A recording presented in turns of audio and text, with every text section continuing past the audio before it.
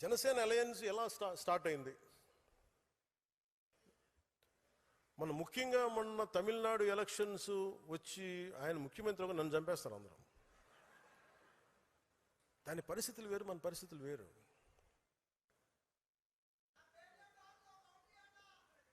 ఏంటంట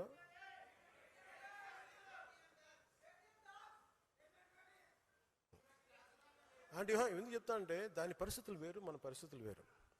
మన అలా రాలా. నేను ఒక పార్టీని ప్రజలకి మార్పు తీసుకురావాలన్న దాంట్లో వచ్చాను. నేను గద్దర్ గారిని చూసాను దగ్గరుండి, నక్సలిజంని చూసాం. ఒక ఆశయాన్ని నమ్మి వెళ్ళిపోయి చాలా బలమైన యువత చనిపోతే చాలా బాధ కలిగింది. అంటే ఒక భావజాలాన్ని తీసుకెళ్లేటప్పుడు పదవులు వీటన్నిటికంటే కూడా భావజాలాన్ని పట్టుకోవాలని ఒక దాంతో దాకా తీసుకొచ్చాను. ఇది తీసుకొచ్చినప్పుడు అంటే నేను ఇక్కడ ఉన్న నాయకులందరూ ఉన్నారు. మీ అందరికీ మొన్న ఎలక్షన్ తర్వాత మీ అందరూ ఒక మైండ్లో ఒకటి ఉంది. ఆ రోజే కనుక 2024లో మీరు తెలుగుదేశం వెళ్ళకుండా ఉంటే చాలా బాగుండేది అని నా చెవులు ఊదర కొట్టేస్తున్నట్టు. నేను దానికి కారణం చెప్తాను.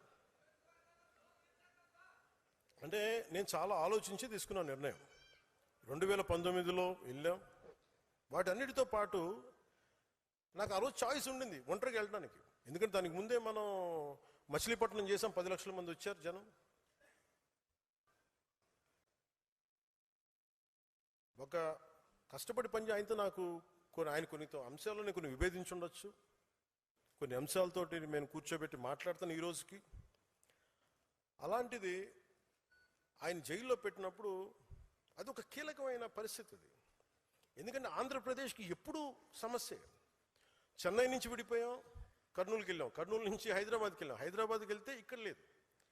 పోనీ ఇక్కడైనా పోనీ ఓకే, తెలంగాణలో గొడవ ఉంది, ఆంధ్రప్రదేశ్ మనం తమిళనాడులో గొడవ ఉంది, పోనీ ఇక్కడైనా బాగుంటారా అంటే మూడు రాజధానులు అంటారు. ఉన్న రాజధాని నచ్చదు. ఇప్పుడు ఎందుకులేని 12 బోర్ గన్ను ఏదో ఉంటుంది. ఇవన్నీ అంటే నేను అనేది ఆంధ్రప్రదేశ్కి ఎప్పుడూ ఒక ఏకత్వం లేదు. అలాంటిది నేనేం చేశాను, నిర్ణయం తీసుకోవాలంటే నేను స్వార్థంగా వెళ్ళిపోయి ఉండొచ్చు. నాకు చాయిస్ ఉండింది ఆ రోజున. ఆయన కలిసినప్పుడు నేను జైలు నుంచి బయటకు చేంజ్ చెప్పి ఉండొచ్చు. ఆయన త్వరగా బయటని ఈ డ్రామా కూడా చేయగలను కదా, నాకు సత్తా ఉంది కదా. ఆ రోజు జైలు నుంచి బయట ఇది కూడా ఊహించుకోండి, ఆయన బయటికి రావాలని నేను కోరుకుంటున్నాను. వారికి మా మద్దతు ఉంటుందని చెప్పి నేను ఇండివిజువల్గా వెళ్ళిపోయి ఉండొచ్చు. కానీ నాకు మనసుకు అలా అనిపించలే. పాప ఆయన జైల్లో చూసాం.